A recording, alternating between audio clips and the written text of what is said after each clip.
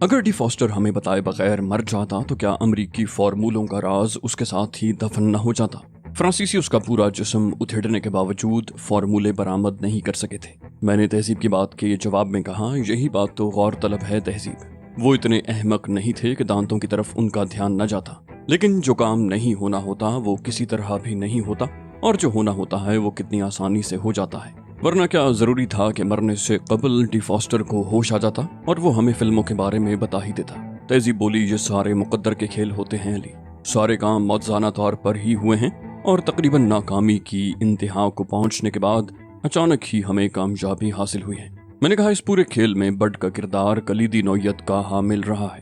اس نے عین وقت پر مداخلت کر کے ہاری ہوئی بازی ہمارے حق میں پلٹ دی۔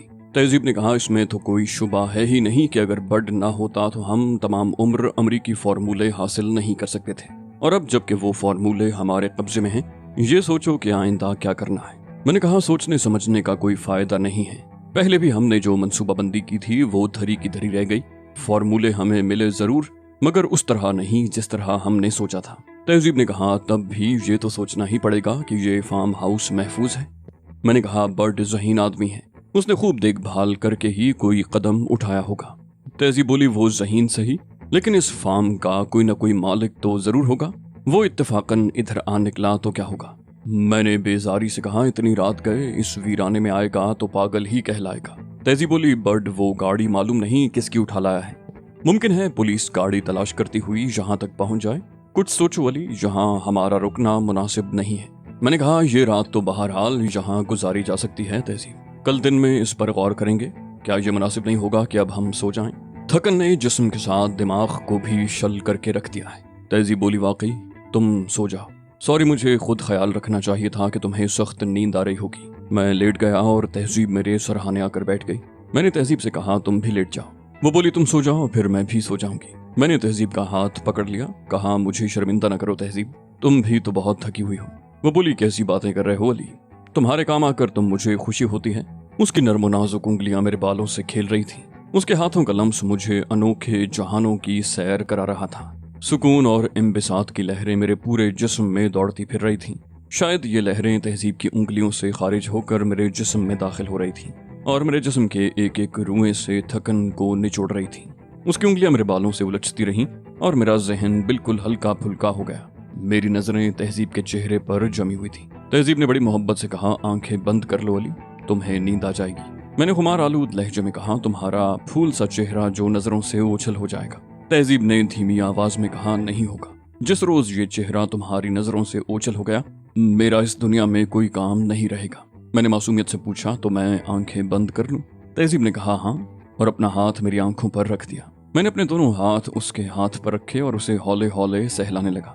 تہذیب کے ساتھ ساتھ نیند کی دیوی بھی مجھ پر مہربان ہو رہی تھی، اور پھر مجھے احساس بھی نہ ہو سکا کہ میں کس وقت نیند کی آغوش میں پہنچ گیا۔ دوسری صبح آنکھ کھلی تو بڈ اپنی مخصوص مسکراہٹ کے ساتھ موجود تھا۔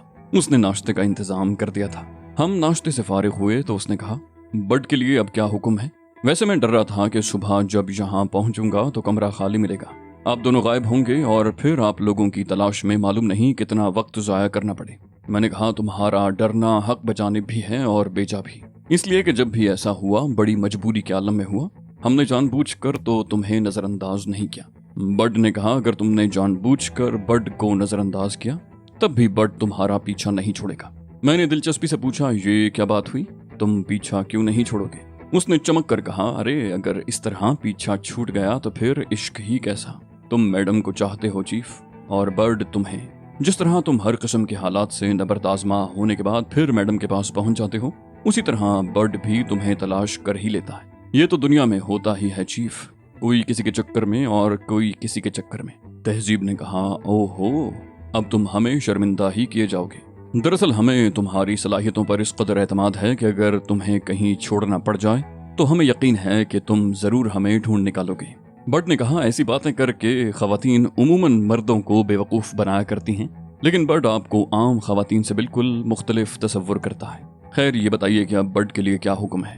میں نے کہا، جس مقصد کے لیے ہم یہاں آئے تھے وہ پورا ہو چکا ہے، اور ہماری اس کامیابی کا سہرا تمہارے سر ہے۔ اگر تم روسیوں کے ساتھ مل کر اس عمارت تک نہ پہنچ گئے ہوتے تو ہمیں یقیناً بے نیل مرام واپس لوٹنا پڑتا اور ہمارا یہ مشن ناکام ہو جاتا۔ बर्ड ने पूछा, क्या तुम्हें वो सब कुछ हासिल हो चुका है चीफ जिसके तुम ख्वाहिशमंद थे? मैंने कहा, मैंने बताया तो है कि महज तुम्हारी वजह से कामयाबी ने हमारे कदम चूमे। वो बोला, अगर काम पूरा हो चुका है तो फिर हैम्बर्ग में रुकना क्या मानी रखता है? मैंने कहा, अब हमें यहाँ मजीद रुकने की जरूरत नहीं रही, जितनी जल्दी मुमकिन हो यहाँ से निकल जाना चाहिए। बर्ड ने कहा, लेकिन चीफ, यहाँ से निकलने के लिए हमें कौन सा रास्ता इख्तियार करना चाहिए? मैंने कहा, मेरा ख्याल है हैम्बर्ग के साथ साथ हमें मगरबी जर्मनी से ही निकल जाना चाहिए, ताकि उन गैर मुल्की जासूसों से तो पीछा छूटे जो शिकारी कुत्तों की तरह हमारी बू सूंघते फिर रहे होंगे। बर्ड ने उछल कर कहा, तब तो काम बहुत आसान हो जाता है। मगरबी जर्मनी की सरहद उबूर करके हम डेनमार्क में दाखिल हो सकते हैं। मैंने कहा, डेनमार्क में दाखिल होना उतना आसान नहीं होगा। बर्ड ने कहा, जन्नत के अलावा और जहां भी जाना चाहो बर्ड उसका इंतजाम कर सकता है चीफ। मैंने कहा, अगर तुम डेनमार्क में दाखिले का बंदोबस्त कर सकते हो तो फौरी तौर पर काम शुरू कर दो। बर्ड ने कहा, मुझे सिर्फ 24 घंटे की मोहलत दे दो चीफ। ज्यादा से ज्यादा 24 घंटे में मैं सारे इंतजामात मुकम्मल करके वापस आ जाऊंगा। तहजीब ने कहा, और अगर इस दौरान फार्म हाउस का मालिक आ गया तो? बर्ड ने कहा, बज़ाहिर तो ये फार्म हाउस किसी की मिल्कियत नजर नहीं आता, लेकिन अगर कोई आ ही जाए तो उसे संभाल लेना चीफ। 24 घंटे के दौरान मैं किसी वक्त भी वापस आ जाऊंगा। मैंने कहा, तुम इत्मीनान रखो बर्ड, अगर किसी की शामत उसे यहाँ खींच लाई तो हम इन स्टेन गन्नों से उसका इस्तकबाल करेंगे। बर्ड बोला, इत्मीनान ही तो नहीं होता, हर वक्त यही धड़का लगा रहता है कि अब वापस आऊंगा तो तुम गायब हो चुके होगे। मैंने हंसकर कहा, बेफिक्र रहो, इस बार जब तुम वापस आओगे तो हमें यहीं मौजूद पाओगे। वो बोला, फिर भी अगर यहाँ से फरार होना ही पड़ जाए तो मेरे लिए कोई ऐसी अलामत छोड़ जाना जिसके जरिए मैं तुम्हारा सुराग लगा सकूं। तहजीब ने कहा, इसकी क्या जरूरत है, तुम तो वैसे ही हमें ढूंढ लेते हो। बर्ड चला गया, लेकिन जाने से कबल वो हमारे लिए खाने का इंतजाम करना नहीं भूला था। उसकी वापसी अगले रोज सुबह कोई 20 घंटे बाद हुई। एहतियातन हमने वो सारा वक्त अंदर ही रहकर गुजारा था और बाहर निकलने से गुरेज किया था। बर्ड ने कहा, मैं सारा इंतजाम कराया हूँ चीफ, वैसे तुम लोगों को देखकर बड़ी हैरत हो रही है। मैंने कहा, हैरान होने की जरूरत नहीं, अब तुम रवानगी की फिक्र करो। हम उसी वक्त वहां से रवाना हो गए। सफर ज्यादा तवील नहीं था और बर्ड के तैयार कराए हुए कागजात की वजह से सरहद उबूर करने में किसी किस्म की रुकावट का सामना भी नहीं करना पड़ा। मैं तमाम रास्ते चौकन्ना रहा था, इसलिए कि कई ममालिक के सीक्रेट एजेंट मैदान अमल में थे और उनसे मुठभेड़ खतरनाक साबित हो सकती थी। लेकिन खुशकिस्मती से हम किसी खतरे का सामना किए बगैर सरहद उबूर कर गए। पहला दिन हमने ऑर्डनजे में गुजारा। चूंकि अब जासूसों का खतरा नहीं रहा था, इसलिए आसाब पर कोई दबाव भी नहीं था। एक ही दिन के आराम ने हमारे अंदर नई रूह फूंक दी और हम ताज़ादम होकर कोपेनहेगन के लिए रवाना हो गए। कोपेनहेगन पहुंचकर हम एक उम्दा से होटल में मुकीम हो गए। तहजीब ने एतराज किया, यहाँ रुकने की क्या जरूरत थी, हम बराह रास्त पेरिस निकल चलते। मैंने कहा, हमारे पास मोहलक तरीन हथियारों के फॉर्मूले मौजूद हैं, हमें हर कदम सोच समझ कर उठाना पड़ेगा। तहजीब हैरत से बोली, इसमें सोचने समझने की क्या बात है, दुनिया के बेहतरीन जासूस इस वक्त जर्मनी में झक मार रहे होंगे, अब हमें क्या खतरा है, किसी को नहीं मालूम कि हमारे पास इतनी कीमती चीज मौजूद है। मैंने कहा, मैं कुछ और सोच रहा हूँ। तहजीब ने पूछा, वो क्या? मैंने कहा, अभी नहीं, पहले कोपेनहेगन की सैर कर लें फिर बताऊंगा। हमें ये भी तो जाहिर करना है कि हम सयाह हैं, जरा बराबर खतरा मोल नहीं लिया जा सकता, हमें बेहद मोहतात रहना होगा। तहजीब ने कोई जिराह न की और हम कोपेनहेगन की सड़कों पर निकल आए। कोपेनहेगन की तारीख सदियों पुरानी है। सन 1167 में एक पादरी ने इस शहर का संगे बुनियाद रखा था। उस पादरी ने, जिसका मुजस्मा अब टाउन हॉल के सामने इस्तादा है, यहाँ एक कला तामीर किया। उस वक्त की छोटी सी बंदरगाह जल्द ही एक तिजारती मरकज की सूरत इख्तियार कर गई और कोपेनहेगन यानी ताजिरों की बंदरगाह कहलाई। सेंट्रल स्टेशन के साथ ही कोपेनहेगन का सदियों पुराना तफरीही पार्क तवाली है, जो 20 एकड़ से जायद रकबे पर फैला हुआ है। इस पार्क में हमेशा मेले का सा समा रहता है। रंगीन फूलों के तख्ते, छोटी छोटी झीलें, उबलते हुए फव्वारे और रंग बिरंगी मसनूई रोशनियां शहरियों की दिलचस्पी का मरकज हैं। हम बहुत देर तक कोपेनहेगन के कूचाओ बाजार की सैर करते रहे और फिर एक होटल में दोपहर का खाना खाया, जहां हम अक़साम के खाने मयसर थे। खाने से फारिग होकर हम टाउन हॉल के पहलू से गुजरती हुई सड़क इस्ट्रोगेट पर आ गए, जो उस शहर में खरीदो फरोख्त का सबसे बड़ा मरकज थी। बड़ी बड़ी दुकानें और डिपार्टमेंटल स्टोर अनवा अक़साम की अशिया से भरे पड़े थे, जहां हर शय दस्तयाब थी। हमें उन दुकानों से खरीदारी करना थी और ये मेरे मंसूबे का दुश्वार तरीन हिस्सा था। मुझे जो चीजें खरीदना थीं वो किसी को हमारी तरफ से मशकूक भी कर सकती थी। हमने बहुत एहतियात से खरीदारी की। इस खरीदारी में 2 घंटे से ज्यादा लग गए। اگرچہ ہم ایک ہی جگہ سے ساری اشیاء خرید سکتے تھے، لیکن ہم نے ایسا نہ کیا اور ساری چیزیں الگ الگ دکانوں سے خریدی تاکہ ہمارے بارے میں کوئی کسی قسم کی رائے قائم نہ کر سکے۔ تمام چیزیں خریدنے کے بعد ہم ہوٹل کی طرف واپس چل پڑے۔ اب کوپن ہیگن کی رونق ہمارے لیے اپنی کشش کھو بیٹھی تھی، اس لیے کہ اب ہمیں کام کرنا تھا۔ ہوٹل کے کمرے میں واپس پہنچ کر تہذیب نے مجھ سے کہا، تم نے مجھے کچھ بتایا نہیں علی، لیکن اب میری سمجھ میں آنے لگا ہے کہ تم کیا کرنا چاہتے ہو۔ میں نے کہا، مجھے معلوم تھا کہ تم خود ہی اندازہ لگا لو گی، اس لیے میں نے تمہیں کچھ نہیں بتایا۔ وہ بولی، تم شاید یہ فارمولے اوشیل میکائل کے حوالے کرنے سے گریز کرنا چاہتے ہو۔ میں نے کہا، وہ یہودی ہے اور میں دنیا کے کسی یہودی پر اعتماد نہیں کر سکتا۔ تہذیب نے پوچھا، گویا تمہارا مقصد یہ ہے کہ یہ فارمولے اوشیل میکائل کو نہ دیے جائیں۔ میں نے کہا، اس سلسلے میں کوئی حتمی بات نہیں کہوں گا، لیکن ہم اصل فارمولے بہرحال اس کے حوالے نہیں کریں گے۔ تہذیب نے کہا، سوچ لو علی، معاملہ بہت خطیر رقم کا ہے، مطمئن ہوئے بغیر وہ ہمیں بقیہ رقم ادا نہیں کرے گا۔ میں نے کہا، رقم ادا کرنے کا پابند تو وہ صرف اسی صورت میں ہے جب ہم ڈی فاسٹر کو بھی اس کے حوالے کریں اور وہ مر چکا ہے۔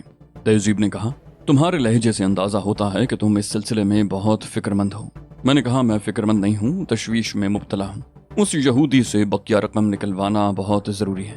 تہذیب نے کہا، تشویش میں مبتلا ہونے کی قطعی ضرورت نہیں ہے، ہم ایسا بندوبست کریں گے کہ اوشیل میکائل ہمیں بقیہ رقم ادا کرنے سے انکار نہیں کر سکے گا۔ میں چونک پڑا، کیسا بندوبست؟ تہذیب اگر یہ بات کہہ رہی تھی تو یقیناً اس کے ذہن میں کوئی معقول طریقہ موجود رہا ہوگا۔ تہذیب نے کہا، ہمیں ایک نیا ڈی فاسٹر تیار کرنا پڑے گا۔ میرا مطلب ہے اوشیل میکائل کے پاس ہم ڈی فاسٹر کے میک اپ میں کسی اور شخص کو لے جائیں گے۔ میں نے کہا، یہ بات تو میں بھی سمجھ رہا ہوں، لیکن اس کے لیے ہم آدمی کہاں سے لائیں گے؟ تہذیب مسکرائی، یہ بھی کوئی مسئلہ ہے؟ تم علی گروپ کے ان 27 ارکان کو بھول گئے جو ہمارے اشارے پر کوئی بھی کام کرنے کے منتظر ہیں۔ میں نے کہا، اوہ، مگر اس کے لیے ان سب کو یہاں طلب کرنا ہوگا اور ان میں سے کوئی ایسا شخص منتخب کرنا ہوگا جو ڈی فاسٹر جیسی جسامت اور قد و قامت کا مالک ہو۔ ہر کس و ناقص پر تو اس کا میک اپ بھی کیا نہیں جا سکے گا، اس لیے کہ اوشیل میکائل کے پاس ڈی فاسٹر سے متعلق ساری تفاصیل موجود ہیں۔ تہذیب نے کہا، یہ سب کچھ مجھ پر چھوڑ دو، صرف یہ بتاؤ کہ یہ تجویز تمہارے نزدیک قابل عمل ہے؟ میں نے کہا، میں نے اس تجویز سے اختلاف تو نہیں کیا، یہ تجویز تو 100% قابل عمل ہے، میں تو صرف وہ رکاوٹیں بیان کر رہا ہوں جو اس سلسلے میں درپیش ہو سکتی ہیں۔ وہ بولی، بس تو یہ بات طے ہو گئی، اب اس سلسلے میں باقی کام میں کر لوں گی، تم اس طرف سے بے فکر ہو جاؤ اور یہ بتاؤ کہ تم نے مائکرو پروجیکٹر اور مائکرو کیمرہ کس لیے خریدا ہے؟ میں نے بائیں آنکھ دبا کر کہا، ڈی فاسٹر کی طرح اوشیل میکائل کی خدمت میں فارمولے بھی نقلی ہی پیش کیے جائیں گے۔ تہذیب اچھل پڑی، اوہ، لیکن یہ تو بہت مشکل کام ہوگا۔ میں نے کہا، ناممکن تو نہیں ہے نا؟ تہذیب بولی، سوال یہ ہے کہ نقلی فارمولے ہم مہیا کہاں سے کریں گے؟ میں نے کہا، یہ کام تم کرو گی اور میں تمہاری مدد کروں گا۔ تہذیب حیران رہ گئی، میں بھلا ایٹمی ہتھیاروں کے فارمولے کیسے تیار کروں گی؟ میں نے کہا، بالکل کرو گی، بس جیسا میں کہوں گا ویسے ہی کرتی رہنا، تم دیکھو گی کہ تم نے نئے ایٹمی فارمولے وضع کر لیے ہیں۔ تہذیب بے بسی سے ہنس پڑی، بولی، تم مجھے نئے ایٹمی فارمولوں کا خالق بنانے پر ہی تل گئے ہو، تو میں بھلا کیا کر سکتی ہوں؟ تم تو مجھے جو چاہو بنا دو، لیکن مجھے بتا تو دو کہ مجھے کیا کرنا ہوگا۔ میں نے کہا، سب سے پہلے تو ہم پروجیکٹر پر ان فلموں کو دیکھیں گے۔ ظاہر ہے فارمولے کسی نہ کسی زبان میں، ہندسوں میں یا اشکال کی صورت میں تحریر کیے گئے ہوں گے۔ ہم انہی جیسی تھوڑی سی مختلف شکلیں بنا کر انہیں مائکرو کیمرے کے ذریعے سیلولائڈ پر محفوظ کر لیں گے۔ یوں نئے ایٹمی فارمولے معرض وجود میں آ جائیں گے جو اوشیل میکائل کی خدمت میں پیش کیے جائیں گے۔ تہذیب نے پرتشویش لہجے میں کہا، یہ اتنا آسان کام نہیں ہے علی، اوشیل میکائل پوری طرح مطمئن ہونے کے بعد ہی رقم ادا کرے گا۔ میں نے کہا، مجھے تو اس بات پر بھی شبہ ہے کہ وہ رقم ادا کرے گا، تاہم اس بات کو مفروضہ بناتے ہوئے میں تم سے سوال کرتا ہوں کہ اسے فارمولوں کے نقلی ہونے کا علم کیسے ہوگا؟ وہ بولی، ایسے فارمولوں کی ایک مخصوص زبان ہوتی ہے، اوشیل میکائل کے اپنے ذرائع بھی کم تو نہیں ہیں، وہ کسی بھی ماہر سے ان فلموں کو چیک کروا سکتا ہے اور اسے پتہ چل جائے گا کہ وہ قطعی مہمل ہیں۔ میں نے کہا، ہمارا کام تو اس تک فارمولے پہنچانا ہے، ہمیں اس سے کیا دلچسپی ہو سکتی ہے کہ وہ مہمل ہیں یا بامانی؟ تہذیب بولی، کمال کر رہے ہو، کیا وہ ایک مہمل تحریر کے عوض ہمیں ایک خطی رقم ادا کر دے گا؟ میں نے کہا، ممکن ہے، امریکی حکومت نے کسی مخصوص کوڈ میں وہ فارمولے تحریر کر رکھے ہوں، کیا ہم وہ فارمولے ڈی کوڈ کرنے کے ذمہ دار بھی ہیں؟ نہیں تہذیب، ہرگز نہیں، ہمیں فارمولوں کی فراہمی کے عوض رقم ادا کی گئی ہے، انہیں ڈی کوڈ کرنا ہماری ذمہ داری نہیں ہے، اور پھر ہم ڈی فاسٹر کو بھی تو اس کے حوالے کریں گے۔ अब ये ओशील मिकाइल पर मुनहसर है कि वो डी फॉस्टर से किस तरह काम लेता है। तहजीब बुरी तरह हंस रही थी। बोली, तुम तो ओशील मिकाइल को पागल कर दोगे। वाकई ये इम्कान तो है। अमरीकी हुकूमत के कोड समझना आसान नहीं हो सकता। मैंने कहा, बस तो अपना काम शुरू कर देते हैं। चलो प्रोजेक्टर निकालो और फिल्में देखो। मिनी प्रोजेक्टर के साथ मुंसलिक छोटे से स्क्रीन पर हिंद से निशानात और नाकाबिल फहम साइंसी इस्तिलाहात देखकर हमें कोई हैरत नहीं हुई, इसलिए कि हम ऐसी ही किसी चीज की तवक्को कर रहे थे।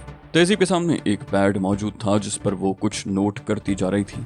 उस वक्त मेरी हैसियत एक खामोश तमाशाई से कुछ ज्यादा नहीं थी, इसलिए कि तहजीब इन मामलात में मुझसे बहुत आगे थी और ग्रीन पोल में रहकर उसने ऐसे कामों के खासे तजुर्बात भी हासिल कर लिए थे। तहजीब बड़े इन्हिमाक से अपने काम में मसरूफ थी और मैं उससे भी ज्यादा इन्हिमाक से उसे काम करते देख रहा था। तहजीब ने उन फार्मूलों के फोटोग्राफ तैयार किए, उनका जायजा लिया और फिर उन्हें तब्दील करने में मसरूफ हो गई। कहाँ तो उसका ये हाल था कि नकली फार्मूलों की तैयारी के मसले पर मुझसे बहस कर रही थी, और कहाँ अब ये आलम था कि आंख उठाकर मेरी तरफ देखने तक की जहमत नहीं कर रही थी। मशवरा लेना तो बहुत दूर की बात है, मैं उसकी खुद एतमादी देख कर खुश हो रहा था। हम दोनों इस कदर मुनहमिक थे कि हमें वक्त गुजरने का एहसास भी न हुआ। हमें पता भी न चला कि कब सूरज डूबा और कब रात हुई। हम शायद यूं ही मसरूफ रहते, लेकिन दरवाजे पर दस्तक ने हमें चौंका दिया। हमने चौंक कर एक दूसरे की तरफ और फिर घड़ी की तरफ देखा। रात के 11:30 बज रहे थे।